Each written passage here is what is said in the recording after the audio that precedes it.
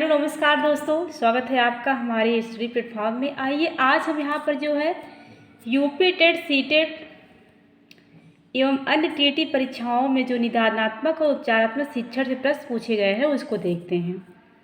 उपचारात्मक शिक्षण की सफलता निर्भर करती है। ऑप्शन ए है भाषिक नियमों पर के ज्ञान पर, बी ऑप्शन है समय या अवधि पर, सी ऑप्शन है समस्याओं के कारणों की सही पहचान पर और डी ऑप्शन है उपचारात्मक शिक्षण की सामग्री पर।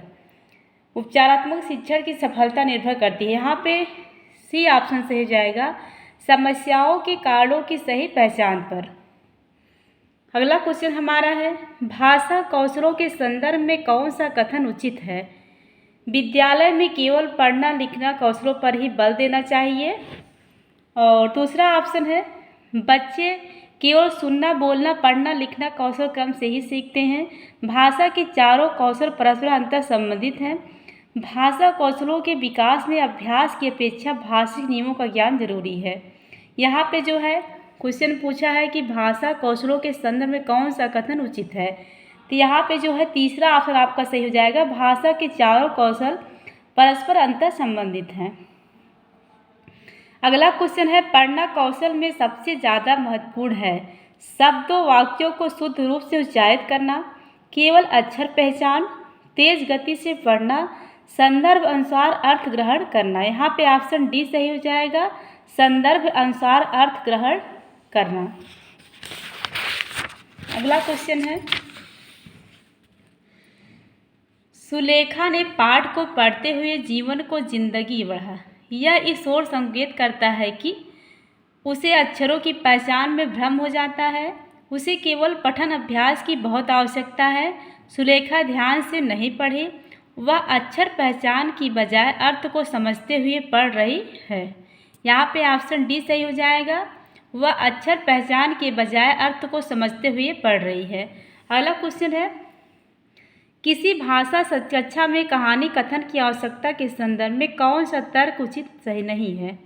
ऑप्शन ए है सभी बच्चों को भाषा सुनने का परिवेश मिलता है, बी ऑप्शन है सभी बच्चों की क्षमता को ध्यान में रखते हुए यह उचित नहीं है, सी ऑप्शन है बच्चों को शब्द भंडार के विकास के अवसर प्राप्त होते हैं और डी ऑप्शन है सभी बच्चों की क्षमता अनुसार कल्पना शक्ति का विकास होता है। यहाँ पे जो है ऑप्शन डी सही हो जाएगा, सभी बच्चों की क्षमता अनुसार कल्पना शक्ति का विकास होता है।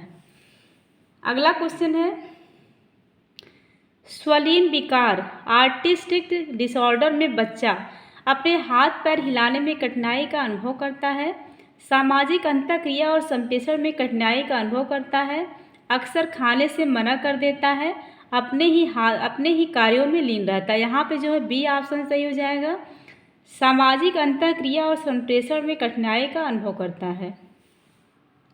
अगला क्वेश्चन हमारा है उच्च प्राथमिक स्तर पर कहानी कविता पढ़ने के बाद यह जरूरी है कि बच्चे प्रश्नों के लिखित उत्तर दे सकें, उसे अपने शब्दों में दोहरा सकें, विपरीत भाव की कहानी या कविता लिख सकें, उन्हें अपने अनुभव संसार से जोड़ सकें। यहाँ पर डी ऑप्शन सही हो जाएगा, उन्हें अपने अनुभव संसार से जोड़ सकें।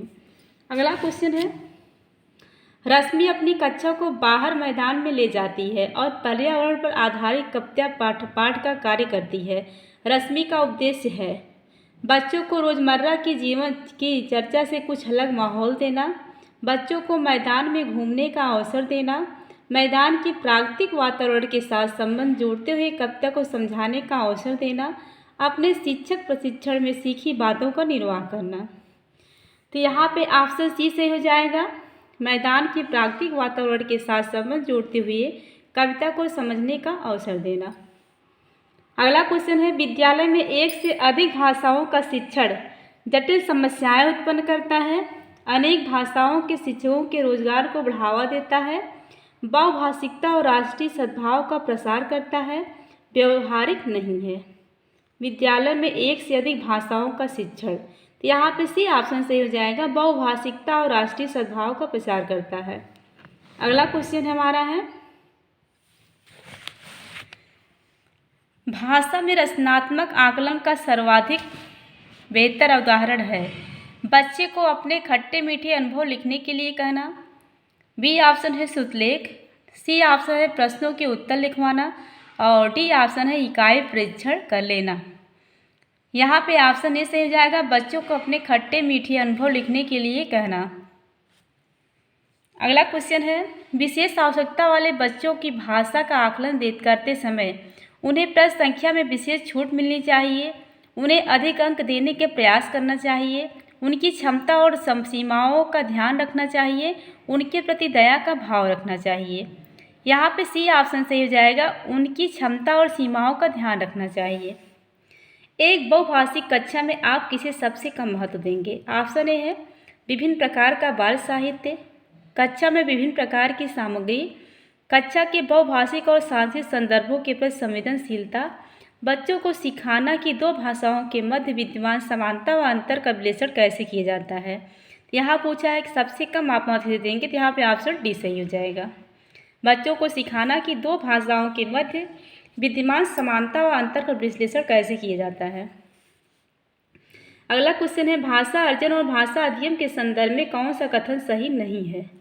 भाषा अर्जन में विभिन्न संकल्पनाएं मातृभाषा में बनती हैं, भाषा अध्ययन प्रयासपूर्ण होता है, भाषा अर्जन सहज और स्वाभाविक होता है जबकि भाषा अध्ययन प्रयासपूर्ण होता है, सांस्कृतिक विभिन्नता भाषा अर्जन और भाषा अध्ययन को प्रभावित करने वाला महत्वपूर्ण कारक है।